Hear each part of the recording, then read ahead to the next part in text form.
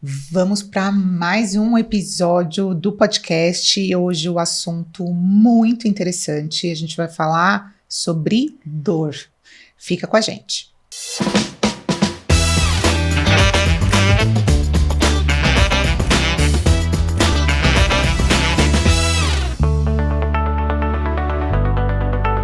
E estamos aqui. Li, você tá pronta? Eu tô. Então eu vou apresentar a nossa convidada aqui. Eu só não sei se eu tenho tanto gabarito, repertório. A gente vai aprender muito com ela.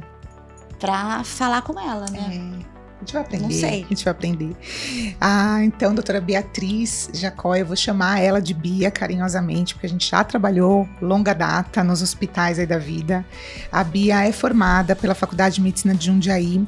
Ela é anestesiologista com área de atuação em dor pela AMB, Sociedade Brasileira de Anestesiologia, pós-graduada em cuidado ao paciente com dor pelo IEP, Hospital Sírio-Libanês, pós-graduanda numa segunda graduação em nutrologia pela SANAR, certificada em sistema endocannabinoide e cannabis medicinal pela Sativa Global Education, consultora científica ScanMed, falei direito, Bi? Certinho. Plataforma de educação continuada em cannabis medicinal, é membro da Sociedade Latino-Americana Interdisciplinada de Cannabinologia, falei certo? Latino-Americana, aí Sociedade of Cannabis Clinicians, International Association for Study of Pain. Isso, você pode falar em inglês? Essa parte de inglês pode falar? Posso você? Falar? Pode. International. Peraí, que eu treinei com o meu professor de inglês. Ô, Fernando. Ele tá dando risada no nosso inglês. Não foi esse aqui que eu aprendi com ele. Peraí.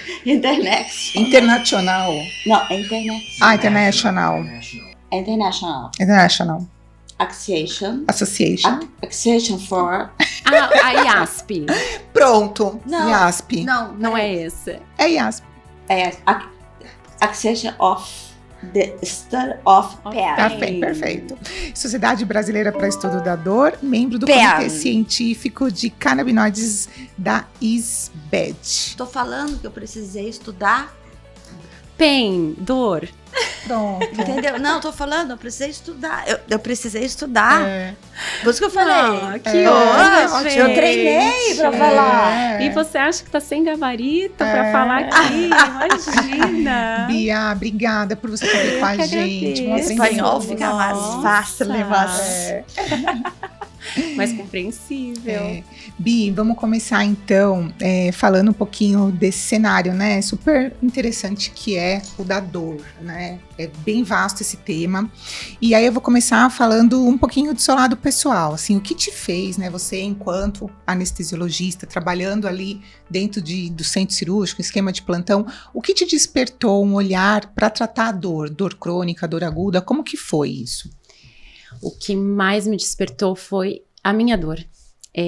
Eu tenho fibromialgia, passei a ter umas dores pélvicas estranhas quando eu recebi o diagnóstico de endometriose, e por mais que eu estivesse inserida ali no universo médico, anestesista querendo ou não entende um pouquinho de dor, eu sempre vi uma limitação muito grande. Primeiro de acreditarem em mim, né? Porque a gente é bem-humorada, acorda, vai trabalhar, tá no peso certo, mas a dor não escolhe a pessoa. E eu via uma descredibilidade mesmo quando eu falava para muitos profissionais. Foi quando eu achei a oportunidade, vou estudar dor para ajudar essas pessoas que muitas vezes não são, que a gente não acredita, os médicos não acreditam na dor da pessoa. Aí eu comecei a pós em dor, ainda no centro cirúrgico, que a gente trabalhava juntas. E todo mundo vinha, Bia, tô com um paciente assim, o que você acha? O que você acha? Eu comecei a ver que talvez eu estivesse preparada para fazer clínica, porque é um perfil totalmente diferente da anestesia. Eu abri meu consultório, eu tenho uma família que trabalha com dor crônica, então isso foi mais fácil, né? Até por isso eu acho que eu fui sempre muito bem cuidada, a minha mãe acreditava na minha dor, trabalhando com dor crônica. Então foi quando eu comecei o consultório, alguns dias por semana, a procura pro tratamento da dor é muito grande. E aprendendo, eu comecei a me entender e tentei, de certa forma, ajudar os pacientes. Porque muitas vezes só da gente acreditar no que eles estão falando, já é 50% de qualidade de vida que você dá para eles. E às vezes até, eu acho que isso, né, que você falou dos profissionais, às vezes nem só o não acreditar, mas talvez não saber lidar da forma correta da condução da dor dentro do sistema nervoso. Acho que talvez existe uma certa limitação mesmo, né, de a gente ajudar. aprende muito pouco sobre isso na faculdade. Hoje a gente tem uma residência, né, sobre dor crônica, sobre dores. O tratamento é muito diferente. E não é só medicamentoso, então a gente tem que ter esse olhar muito mais abrangente de que a mente, o corpo, eles têm que estar alinhados. Quando a gente cuida de uma dor física, a gente não cuida só da dor física. Existe uma dor de alma, né, que a gente fala. Então, o mecanismo da dor, ele é um mecanismo de sensibilização do cérebro. Então, ali um simples anti-inflamatório, um gelo, não vão surtir o efeito. Porque a dor crônica, ela já funciona de outra forma, é um cérebro que já funciona de outra forma. Então, é uma residência só para isso e um universo se abre quando a gente começa a estudar sobre dor crônica. E hoje você acha que a maior dificuldade, talvez, nesse paciente que tem dor crônica é saber a forma de tratamento correta por esses profissionais? Eu acredito que sim. Muitas vezes o diagnóstico, porque não é incomum o paciente fazer 1 milhão de exames, não encontra nada, né? Na endometriose a gente vê muito isso. Na fibromialgia, então, é o quadro mais nítido, né? Não encontra nada, tem dor por tudo. Não é possível que dói dessa forma. Então, a maneira de tratar, ela é desafiadora até para quem trabalha com dor crônica. Porque nunca é só um receptor, uma via de transmissão isolada. É um sistema. E muitas vezes a gente tem que entender aonde que está a maior deficiência do paciente. Naquele paciente, exatamente. Exato. Se é por um sistema ou por outro. E você vai fazendo isso. Normalmente esses testes terapêuticos usa, aí vê se melhora, usa o outro. Sim. Essa troca vai acontecendo. Essa troca vai acontecendo. A gente já tem os medicamentos que são mais estudados, que são mais, que tem uma robustez maior de estudos para que elas, né, se é uma enxaqueca, se é uma fibromialgia, se é uma dor de nervo, né, que a gente chama uma dor neuropática, muda um pouquinho. Então a gente já tem sempre uma base de por onde seguir, mas cada corpo é único. Então muitas vezes o que funcionou ali naquele estudo com 36 mil pacientes não vai funcionar com outro paciente. Então a gente tem que entender o mecanismo para saber contornar, seguir talvez um outro caminho, recalcular aí a rota. E Bi, você tem a gente também, quando fala de gravidez e puerpério, a gente tem algumas limitações de medicações para trabalhar essa dor, né? Ao mesmo tempo, a gente tem muita medicação que pode ser utilizada que alguns médicos não sabem, né, nisso. Você, quando acompanha esse perfil de paciente, né? Porque hoje acho que os seus clientes são muitos médicos, né? Tem, acho que médicos e fisioterapeutas que te mandam, não é o paciente direto. Você tem essa chegada dos seus pacientes mais pelos médicos indicados ou o paciente mesmo? Tem das duas formas. Das duas formas. Tem das duas formas, sim. E aí você, para esse perfil, né, gravidez e parto, pós-parto, você acha que é interessante utilizar, você utiliza métodos que não são medicamentosos? Por exemplo, acupuntura, nesse momento, né? Fantástico. A acupuntura, existem pessoas que respondem muito bem, que são os respondedores rápidos e respondedores fortes. Alguns bloqueios ali terapêuticos, com anestésico local, né? Não a toxina botulínica para dor, mas um bloqueio de ponto gatilho é possível. E nós temos medicações que são mais seguras. Que podem ser utilizadas, né? Que às vezes acham que não, mas podem. Podem, né? E devem, porque aquele feto, aquele bebezinho, ele sente toda a dor que a mãe tá sentindo. A dor, ela aumenta a frequência cardíaca, ela aumenta a cortisol, ela piora o sono. Então, isso, quando a gente pesa o risco e o benefício de usar uma medicação, por exemplo, que é uma medicação risco B, que a gente tem um estudo e que pode ser usada na gestante, por que não? Porque uma pessoa tem que conviver com a dor. Muito legal. E não é só uma pessoa, isso, né? ela tá gerando um outro ser. E a gente sabe o quanto gerar outro ser, a vida da mãe impacta. No nascimento e no pós, né?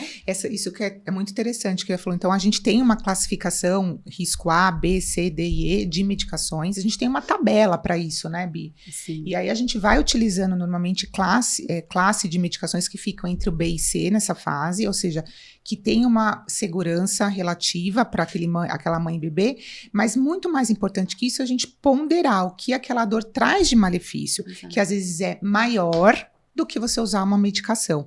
Eu canso realmente de ver pessoas falando, mas eu aguentei a dor porque eu não quero, por exemplo, tomar uma medicação simples, como um Buscopan, né? Achando que aquilo vai fazer muito mal. E não, o processo da dor, a liberação de catecolaminas, adrenalina, isso aí faz muito mais mal do que você fazer o bloqueio dessa dor, né? Com certeza. Com certeza. E você, esse processo, então, dessa vivência de dor hoje no consultório, né? Você tem mais, você tem equilíbrio entre homens e mulheres? Você acha que as mulheres sentem mais, buscam mais mulher? Mais mulher. A dor, ela já é muito mais frequente, a incidência é muito maior em mulheres. Então, eu tenho, sim, um público feminino muito maior. Você acha que isso pode ter a ver com uma questão, às vezes, hormonal, da sensibilidade, assim, antes de menstruação, ou patologias femininas mesmo? Eu acredito que sim. Até porque muitas das coisas que eu trato, por exemplo, enxaqueca, a própria endometriose, a fibromialgia, né? Elas pioram no período perimenstrual. E aí chegou essa vertente aí, né, do CBD para você, na sua vida. Tem quanto tempo que você está trabalhando com isso, estudando isso? Já tem uns 8 anos. 8 anos. E aonde que ele entra dentro desse cenário que você acha que é exclusivo, assim, que você já usou aquelas outras medicações, mas aquela paciente, ela é beneficiada única e exclusivamente com isso? Ou vem a calhar, né? Hoje o que a gente tem do canabidiol, o canabidiol, na verdade, o CBD, ele é uma fração da planta cannabis, né? A cannabis que eu tô falando não é a cannabis de uso adulto, aquela que a gente sabe que as pessoas usam de forma fumada. É um produto medicamentoso que foi extraído da planta. Então, a gente tem todo um processo de vigilância em cima desse produto. A gente sabe exatamente qual fração da planta que nós estamos usando ali dentro. E uma fração da planta tem mais indicação para uma coisa, a outra fração da planta tem mais indicação para outra. E hoje o que a gente tem no universo da cannabis medicinal é um uso quando as outras terapias convencionais falham. Apesar dela melhorar muitas patologias e de muitas pessoas me procurarem porque querem utilizá-la como medicamento, porque acreditam que ela não é um medicamento, ela é um medicamento. Ela é metabolizada no fígado, ela vai interagir, né, com outros produtos, então tem que ter uma orientação, uma prescrição. E por que eu entrei nesse universo? Porque tratar dor, muitas vezes, é um tratamento que não resolve. Você não consegue dar qualidade de vida adequada para o paciente. Que foi o que aconteceu comigo na endometriose. Foi assim que eu comecei a usar. Eu fiz até cirurgia, eu fiz videolaparoscopia, eu mudei meus hábitos de vida, que é importante a gente lembrar. Não existe molécula mágica na dor. A gente tem que pensar em alimentação, em fortalecimento, exercício físico. Sono. É a base, o sono, né? Muitos pacientes, quando você usa a medicação, o paciente sai da crise de dor, e ele consegue fazer exercício físico, reeducação alimentar e terapia, a gente consegue tirar as medicações. Ou usar as medicações pontualmente. Então, o canabidiol, na dor crônica, ele é muito legal. Porque ele, de certa forma, é a terapia que a gente tem quando as outras não funcionam. Não funcionam.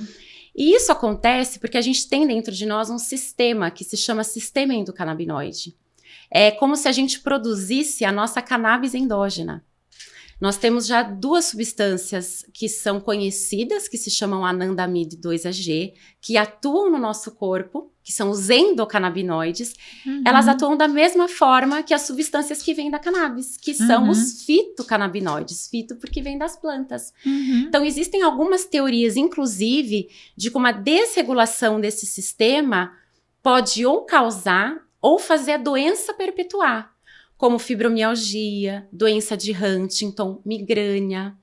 Tem estudos que mostram, migrânia seria enxaqueca, dor de cabeça. Tem estudos que mostram que no líquor, né, na substância que corre ali, no nosso corpo, né, no nosso sistema nervoso central, tem alguns estudos que mostram que o líquor de quem tem dor de cabeça tem menos endocannabinoide do que de quem não tem.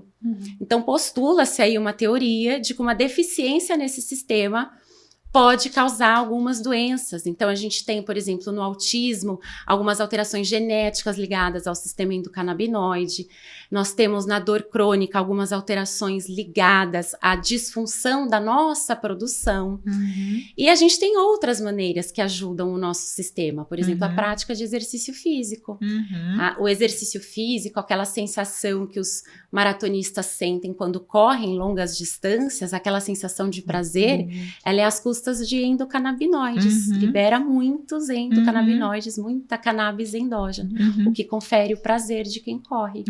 E isso, na verdade, assim, é muito interessante, né? A gente não tinha noção disso na época da faculdade, né? É uma coisa estudada na medicina, 8, 10 anos é recente, né?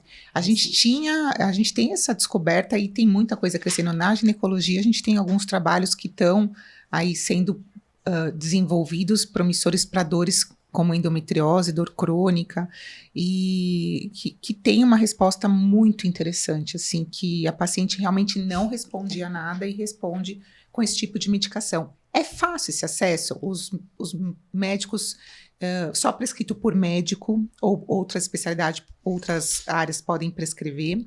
E como que é o acesso a esses tratamentos? É fácil? Em relação ao acesso, é relativamente fácil se você tiver a prescrição médica, né? Hoje a gente tem algumas formas de conseguir os produtos à base de cannabis. Então, nós já temos nas farmácias, se eu não me engano, algo como 30 produtos sob receita azul, ou a depender da concentração do THC, que é uma fração da planta. Se a concentração for um pouquinho mais alta, a gente precisa do receituário amarelo. E os produtos importados, a gente utiliza o receituário branco, mediante uma autorização na Anvisa, no site ali da vigilância, anexa a foto do documento, a receita, o produto chega direto na casa do paciente. Então, pós-pandemia, inclusive, esse mecanismo da Anvisa melhorou muito. Antes eu e os meus pacientes, a gente esperava 6, 7 dias para conseguir a autorização. Nós já temos alguns produtos que estão previamente aprovados lá na Anvisa. Então, basta a receita do médico, o próprio site da Anvisa você já tem qual que é o produto lá. Depois disso, hoje, no mesmo dia, no mais tardar no dia seguinte, a Anvisa concede a autorização e você consegue fazer a compra para importar. E a gente tem também os olhos de associações, né, que foram, na verdade, as associações começaram tudo isso no Brasil, mas são basicamente essas 3 formas de uso medicamentoso que a gente tem.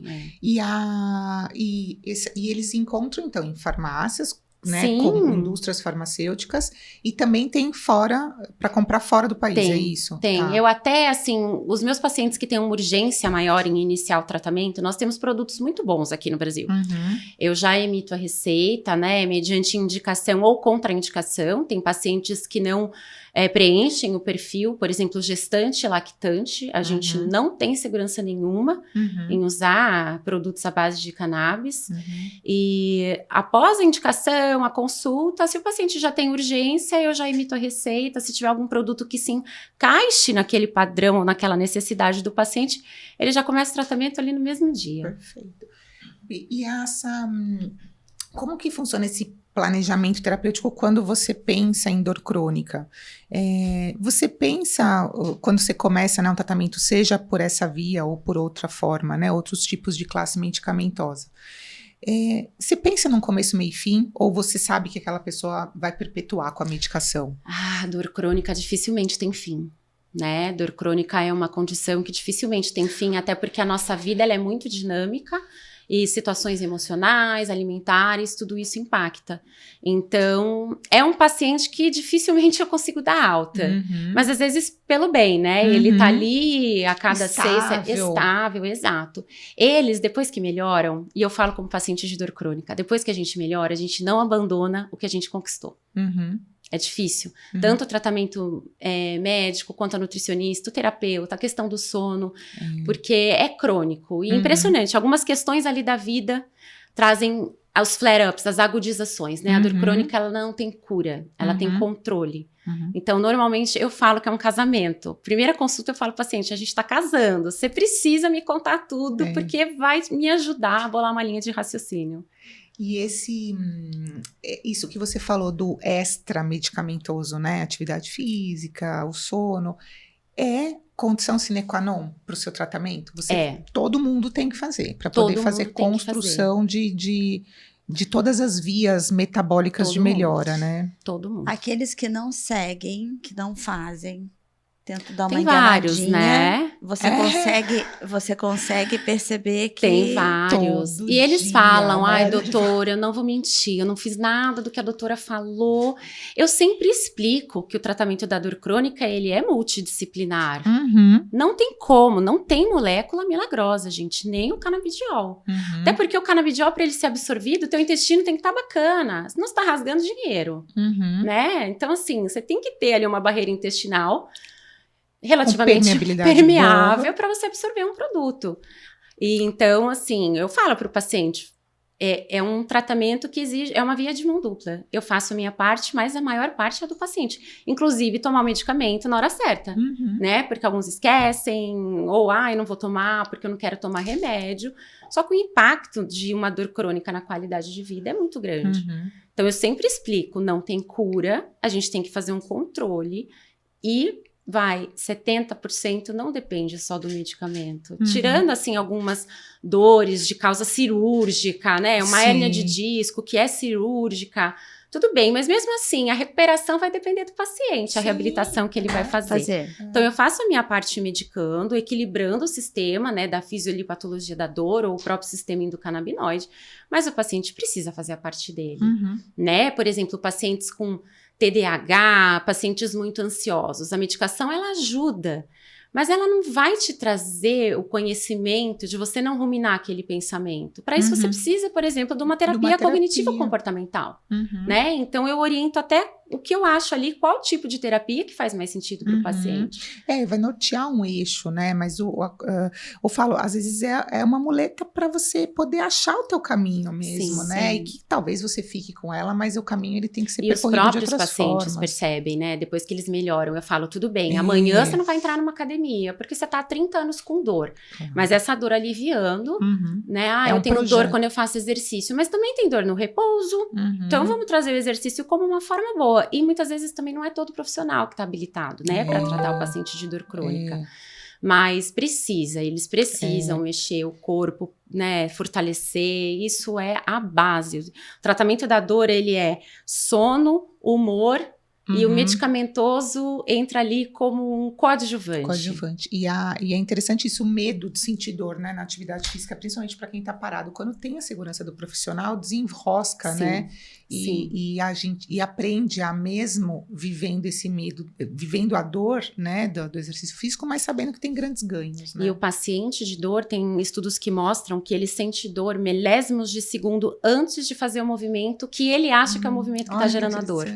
Então, veja o componente mental, emocional, né? A própria... O Já quanto comprometido. isso é comprometido. E o medicamento não vai trazer isso, Uhum. né? Então, ali você precisa de uma terapia focada para dor. Bia, você já teve alguém que não quis fazer o tratamento? Com medicamento? Com canabiol? Olha, é difícil, porque hoje a minha grande procura já é para usar ou produto à base de cannabis ou algo diferente para tratar dor. A maioria já tentou muitas coisas, já tentou outros Então a pessoa tratamentos. já vai preparada e já vai... A maioria já vem para mim buscando já isso. com esse conceito, Sim. nessa aceitação.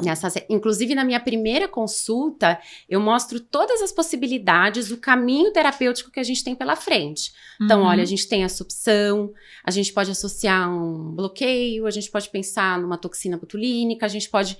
Mas sempre eu deixo alimentação, né, exercício e terapia. Eu acho que, Tá na minha assim, antes eu fazia uma folha de receituário, né, passando o remédio. Agora, senti a necessidade de ter uma folha que a gente chama de planejamento terapêutico, porque ali tem também o que vai de exercício físico, o que vai de nutrição, avaliação interdisciplinar, quais são as disciplinas que você tem que passar além do médico. Não adianta, o tratamento ele é conjunto, não tem como. E esse planejamento é importante, porque o paciente muitas vezes não vai responder na primeira molécula, nem na segunda, e isso é angustiante para quem tem dor, e eu sei disso, porque eu senti isso, né, quando eu fiz a minha cirurgia, que o cirurgião falou, você tem adenomiose. Aquilo para mim foi uma sentença. Falei, agora tá no meu útero, o que eu vou fazer? Então, você saber que tem essa possibilidade, né? A gente tenta tal coisa, não deu. Tem hoje a possibilidade da cannabis para fins medicinais. O paciente, ele já sabe que a gente pode chegar nisso. E muitos já vêm justamente para isso, né? Opções, né, terapêuticas. Eu falo, se você tem, às vezes, um profissional que te dá 3 opções para tratar, na minha área eu brinco, eu falo, eu tenho 3 tratamentos para candidíase, ou eu tenho 10 opções de tratamento para candidíase, a minha chance de acerto vai ser maior. Quanto mais a gente conhece, né, e oferece de opção, maior a sua chance de acerto, de sucesso, né, na verdade, em melhorar a qualidade de vida, né? Exato. E mesmo o tratamento com o canabidiol, a gente não tem uma dose certa, porque como é um sistema nosso, cada um tem um equilíbrio dentro de si. Então, tem pacientes que 3 gotinhas daquele produto vai gerar um super efeito terapêutico, e tem pacientes que com 3 gotas daquele produto vai ter sonolência, inapetência. Então, é um sistema. Eu até pontuo, o paciente que vai usar o produto à base de cannabis para tratar qualquer patologia que seja, a subida e a tomada das doses, ela é lenta. Então, eu começo com uma dose, dali uma semana, 15 dias, eu falo com o paciente, a gente aumenta, dependendo da gravidade, a cada 4. Então, a gente tem que ir lentamente, e muitas vezes o paciente espera que, nossa, eu vou usar o canabidiol, vou usar cannabis para fins medicinais, e no mesmo dia eu vou estar curado. E não é. É um sistema que vai entrando em equilíbrio. A gente tem um ponto certo terapêutico, porque se você passa dessa dose, você começa a ter efeitos não tão legais e esperados. Então, a curva do CBD, por exemplo, ela é uma curva em U invertido. Então, não quer dizer que uma dose alta vai ser uma dose terapêutica ou que vai trazer qualidade de vida. O pico dessa curva em U, dessa curva em sino, para mim, é provavelmente muito diferente do seu. Por isso que a gente vai subindo lentamente. Então, é um acompanhamento extremamente crônico. E aí, vamos supor, o paciente melhorou, ele consegue produzir exercício, ele consegue fazer exercício físico, ele vai produzir os endocannabinoides dele. Pode ser que ao longo do processo, eu consiga reduzir a dose. Diminuir a dose, Porque aquela dose para ele não é mais necessária. Pode trazer sonolência, pode trazer... Até desviar aquela curva naquele momento, né, que ele tá produzindo dele. Então, mesmo o produto à base de cannabis, seja para dor ou não, depende da vida do paciente. Porque a produção dos endocannabinoides faz parte desse sistema que a gente está usando a planta para tratar qualquer que seja a patologia. Seja ansiedade, seja dor. E eu acho fantástico, né, a gente falar sobre essa área, entre aspas, nova, porque, como eu disse, medicina há 10 anos é pouco. e a gente tem que ter uma cabeça mais aberta. E a gente está muito bem no Brasil. As pessoas confundem, parece que não, mas quando a gente pega o mundo inteiro, o Brasil está muito na frente. Nós temos produtos de qualidade, nós temos produtos autorizados pela vigilância. Apoio do conselho, do CRM, CREMESP. Quando é usado como coadjuvante de tratamento, né? Quando tudo aquilo foi refratário, sim, existe esse apoio. Algumas sociedades ainda não defendem, né? Com tanto afinco o uso da cannabis para fins medicinais. Mas eu trabalho com dor crônica. Eu não vejo como não ter isso no meu conhecimento, no meu portfólio de tratamento. Porque é muito difícil. Paciente oncológico, tá? Com câncer, fazendo quimioterapia, vomitando. A cannabis, ela vem para ajudar o paciente a ter qualidade para passar pelo tratamento. Vem um paliativo aí. Porque o paciente que tem muita dor, exato, e mesmo que não seja só paliativo, imagina você dar qualidade de vida para um paciente passar pelo tratamento. O ganho que ele vai ter. Quantos pacientes não toleram fazer a próxima químio porque estão com dor de cabeça, estão com o corpo todo formigando, dolorido, articulações todas, vomitando, inapetentes. Então, por exemplo, não é para todo mundo, tá? Inclusive alguns tratamentos, né, de câncer, a gente não pode usar alguns imunoterápicos, mas quando a gente pode, por que não? A gente tem medicamentos sintéticos que foram, inclusive, autorizados para isso. Náusea e vômito de químio. Anorexia no paciente com HIV. A gente já tem isso determinado com essas funções. Isso é excelente. Isso aí é excelente você deixar bem claro, tá? Porque, assim, por exemplo, pacientes de HIV... sabe? Pacientes terminais, como você falou aí, oncológicos de... Que você de falou? alguns tipos de De câncer, alguns tipos, necessariamente. né? Não todos. Não todos, né? É que ela estava falando. Então, assim, é bom deixar isso bem claro para as pessoas. Sim, para não acontecer. Porque eu acho que mais do que indicar, é contraindicar o uso da cannabis para fins medicinais. Exato, sim. porque se você está numa reunião familiar, digamos, tá? E a gente quer o melhor para o nosso ente querido da família, certo? Sempre vai ter um ali que vai falar, nossa, que absurdo, Sim. que não sei o quê, sabe? Para ir contra aquele tratamento. Certo? Mas eu acho que daí é falta de conhecimento. As pessoas confundem muito a estação, né? A gente acha que tá aqui para mostrar que ela entra num eixo de bloqueio. Mas é único. isso.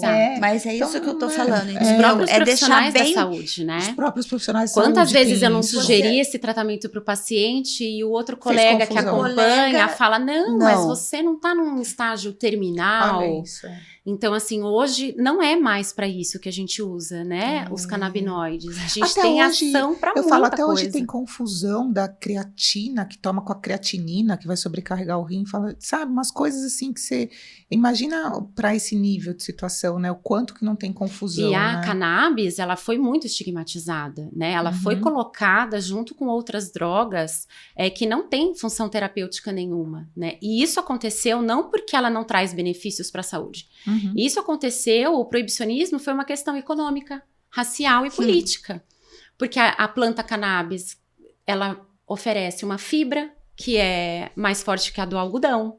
Ela oferece uma possibilidade terapêutica que você, querendo ou não, é uma agressão para a indústria do tabaco e do álcool. E foi isso que aconteceu nos Estados Unidos ali no final do século XIX, início do século XX, junto a um governante que era extremamente racista, intolerante.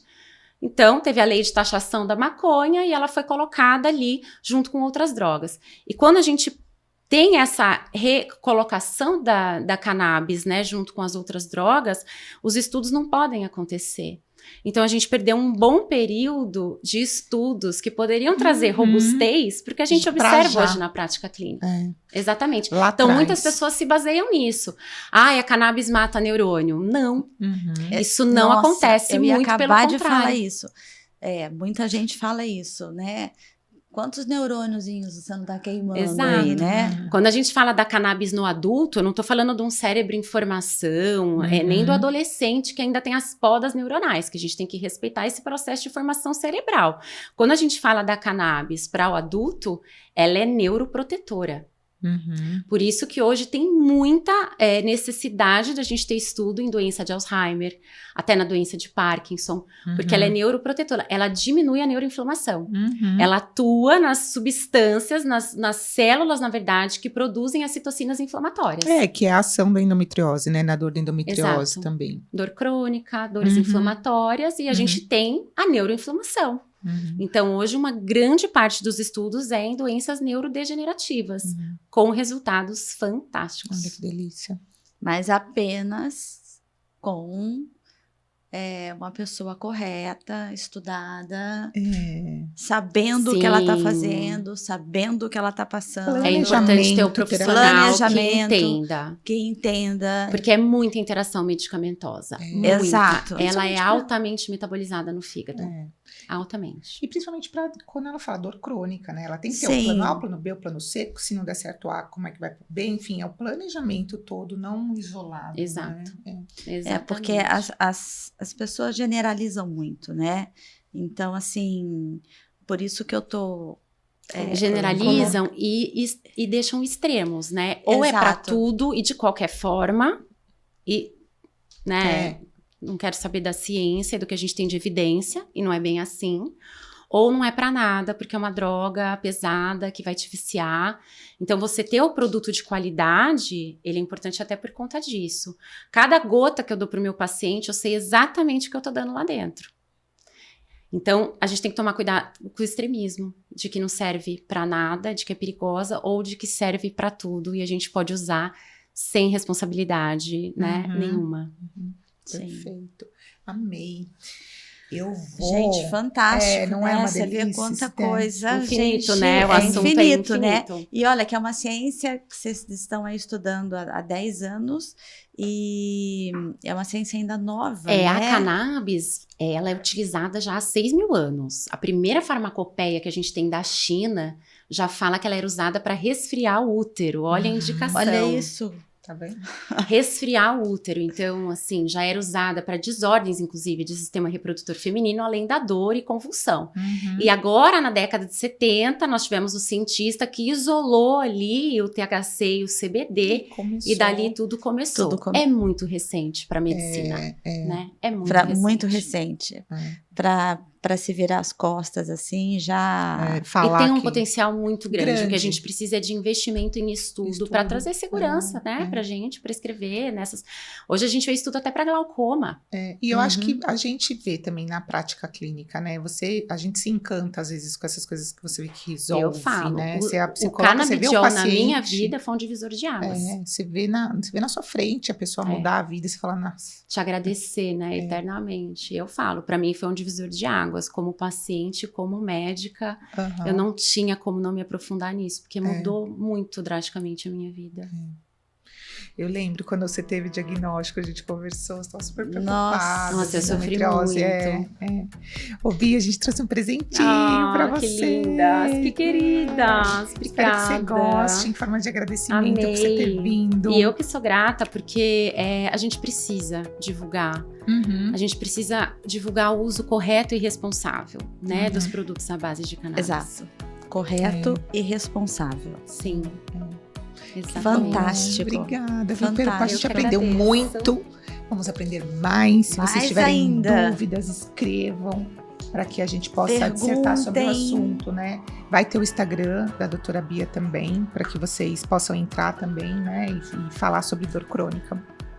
Sim, né? Muito Vamos legal. lá. E aqui a gente coloca uma carta, Bi, falando sobre a sua... Sobre, assim, um resuminho, assim, do que foi nossa dissertação hoje para o paciente. Para o paciente não, para os espectadores. Eu posso escolher uma? Pode escolher uma. Ai, gente, eu posso abrir assim e Pode. olhar? Ai, que lindo, um chazinho. Gente, que graça, meninas, amei. Que carinho. Muito fofo, né? E eu que sou grata, de verdade. Eu amo falar sobre esse assunto. Muito obrigada. Uma oportunidade com pessoas tão corretas e tão sérias é realmente lisonjeante. E eu te busco bastante lá, né? Ela sabe. A gente se fala. A gente se fala bastante.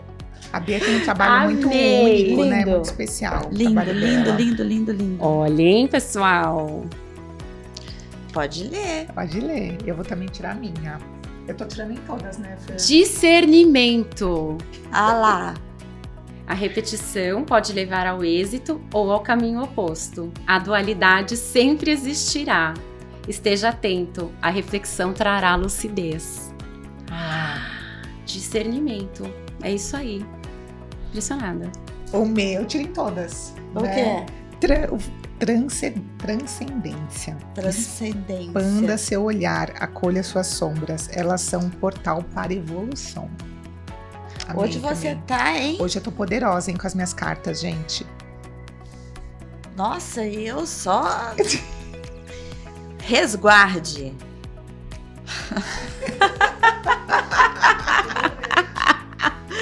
Vou resguardar o meu puerpério aqui.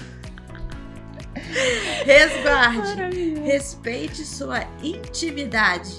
Limites são necessários. A maior elegância que existe é a do amor próprio. Ah, gente, não. Para, Elisa, tá demais hoje, viu? Pode, por favor, fotografe que ela vai ter que ler isso aqui a semana inteira. Muito bom. Essas duas últimas, você tem noção? Eu tô falando com a nossa diretora aqui, que realmente as cartas dela estão bem poderosas. Ai, a nossa Marlene Matos ali, amei. Ela tá sabendo mais ou menos. Muito bom, adorei. Adorei. Bi, obrigada, eu que amei, nossa viu? senhora, muito obrigada. Só gratidão mesmo de vir aqui num ambiente tão gostoso, falar sobre um assunto polêmico, né? E volte Com certeza, mais vezes. com certeza. Obrigadão. Beijo.